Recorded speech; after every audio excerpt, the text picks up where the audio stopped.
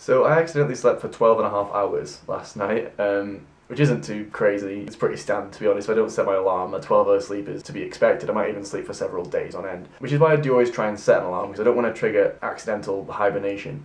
But I did set my alarm last night. I set it for 9, and I came into consciousness at like 12:32, pressing the snooze button on my alarm, having been sleeping through 3.5 hours of alarm, which is mental. I mean, even if I've been pressing my snooze button the whole time, it goes off every 4 minutes. So that's like 53 presses of the snooze button before I even realised that my alarm was going off. The main reason I didn't notice is because my dreams were like incorporating the alarm clock into them.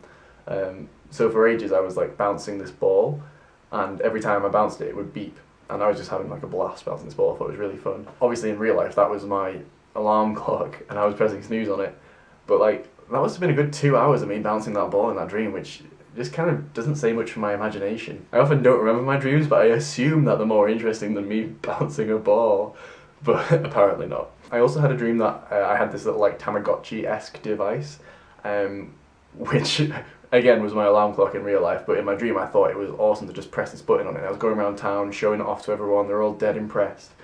Yeah, that must have done me another hour, just pressing the alarm clock as a Tamagotchi device. Clearly my body didn't want to wake me up today. But this has been going on for quite a while. I mean, it's not unusual for me to be overly tired. I remember when I was learning Spanish and we were learning the difference between soy and estoy, which is like I am permanently or I am temporarily. And I was trying to say I am tired, and I said, oh, soy cansado. And my teacher was like, no, it's estoy because you're only temporarily tired. And I was like, bitch, please, I wish I was only temporarily tired. I am always tired. I'd say it's one of my defining character traits. I am tired. But it's only recently that I've started to need 12 hours sleep just to feel like a functioning human being, so I think something might be going on there. My American flatmates tell me that being overly tired means that I have mono, which is one of those ridiculous TV diseases that I didn't really think existed outside of American fiction. But it apparently does exist. It's what us normal folk refer to as glandular fever, which I might have because my glands are kind of swollen and like I was ill for ages a while ago. And apparently this is the longest lasting symptom. But when you tell anyone that you have this, they're always like, oh, mono is the kissing disease, which I didn't really know how to interpret at first. I thought it might have been like some sort of disgusting tradition, like, you know, the mistletoe of the virus world, where if you tell someone you have mono, then they have to kiss you. But apparently it just means that the virus is predominantly passed on through kissing, which sounds like the plotline of like a horror porno film. The world gets infected with this like disease that makes everyone have to go around kissing each other to pass it on, and they all become like these weird rapey zombies. And it just becomes like a giant sleepy orgy.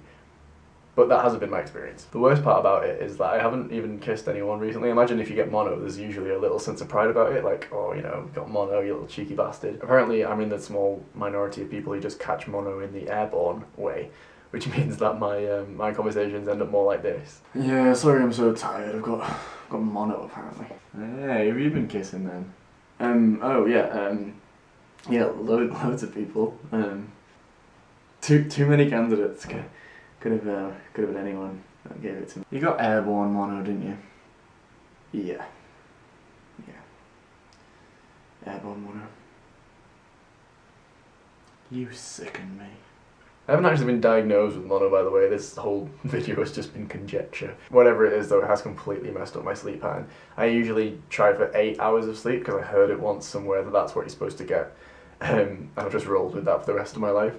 But now I can have 11 hours sleep, wake up, have 4 coffees and still just feel like an animated corpse. That's my update. Don't forget to give the video a thumbs up if you enjoyed it, and thank you for watching, and I will see you next time.